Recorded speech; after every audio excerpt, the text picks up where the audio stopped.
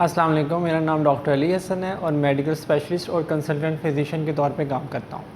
आज की वीडियो बनाने का मेन मकसद ये है कि बहुत से पेशेंट आते हैं जो पूछते हैं कि डॉक्टर साहब हमें मैदे का मसला है काफ़ी अरसे से और हमें एंडोस्कोपी एडवाइस की गई है, डिफरेंट डॉक्टर्स ने एडवाइस की है या हम एंडोस्कोपी करवाना चाहते हैं। तो ऐसी कौन सी 10 मेजर वजूहात है जिस पे मैदे के मरीज़ को एंडोस्कोपी करवानी चाहिए, तो उसके बारे में आज हम डिस्कस करेंगे। नंबर 1 वजह जो हम डिस्कस करेंगे वो है वेट लॉस। अगर वज़न में बहुत ज़्यादा कमी आती है तो उन पेशेंट्स को भी अपनी एंडोस्कोपी करवानी चाहिए जस्ट टू डायग्नोज के मैदे में ऐसी क्या वजह है जिससे खाना हज़म नहीं हो रहा और सिग्निफिकेंट वेट लॉस हो रहा है।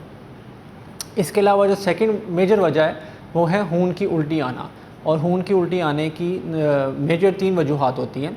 अगर एक पेशेंट को मैदे में अल्सर है उससे भी खून की उल्टी आ सकती है, उसको डायग्नोस करने के लिए भी हमें एंडोस्कोपी करनी पड़ती है। नंबर 2, अगर कोई पेशेंट दर्द की दवाइयाँ ले रहा है, पेन किलर्स ले रहा है, तो वो भी मैदे में सूजन से ज़ाबित करते हैं, उससे भी खून की उल्टी आती है। और नंबर तीसरी बड़ी वजह जो कि जिगर की बीमारी है, हाँ पाकिस्तान में, एशियन कंट्रीज़ में भी बहुत कॉमन है, हेपेटाइटिस बी, हेपेटाइटिस सी, उसकी वजह से भी जिगर कमज़ोर होने से खून की शरीयानें खुराक की नाली के निचले हिस्से में फूलती हैं और उससे भी ब्लड आ सकता है। तो ये जो अपर जीए ब्लीड कहते हैं इसको, खुराक की नाली से ब्लड आना, मैदे से ब्लड आना, इसकी ये मेन 3 वजूहात होती हैं। इसमें भी हमें एंडोस्कोपी करनी चाहिए।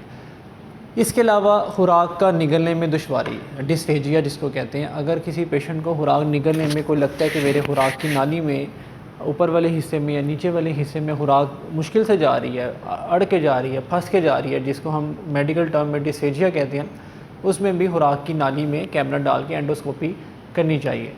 और कुछ हमें ट्यूमर, अगर फैमिली हिस्ट्री है किसी की मैदे के कैंसर की, इंटेस्टाइन के कैंसर की, खुराक की नाली के कैंसर की, तो जस्ट टू डायग्नोज ट्यूमर भी हमें एंडोस्कोपी की बायोप्सी करनी पड़ती है।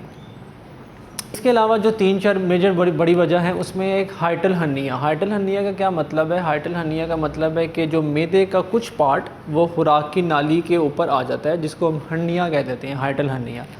इसमें क्या होता है, मैदे को जलन होती है, तेज़ाबियत होती है, पेशेंट को खुराक की नाली के अंदर मैदे से खाना ऊपर की तरफ आता है, दैट इज़ कॉल्ड रिफ्लक्स, गर्ड कहते हैं, गैस्ट्रो इसोफेजियल रिफ्लक्स डिजीज़। इसमें भी हमें डायग्नोस करने के लिए एंडोस्कोपी करनी पड़ती है। और कुछ इन्फेक्शंस को डायग्नोस करने के लिए, और इसके अलावा 2 बड़ी बीमारियां हैं जिसको हम, एक सीलिक डिज़ीज़ और एक इन्फ्लामेटरी बाउल डिज़ीज़ जो कि क्रोन डिज़ीज़ के नाम से जानी जाती है।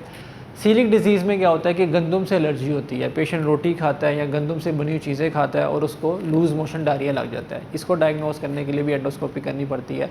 और दूसरी जो बड़ी बीमारी है जिसको इन्फ्लामेटरी बाउल डिज़ीज़ कहते हैं, मैदे में, छोटी आंत में, बड़ी आंत में इन्फ्लामेशन, सूजन हो जाती है, इसको डायग्नोस करने के लिए भी हमें एंडोस्कोपी करनी पड़ती है।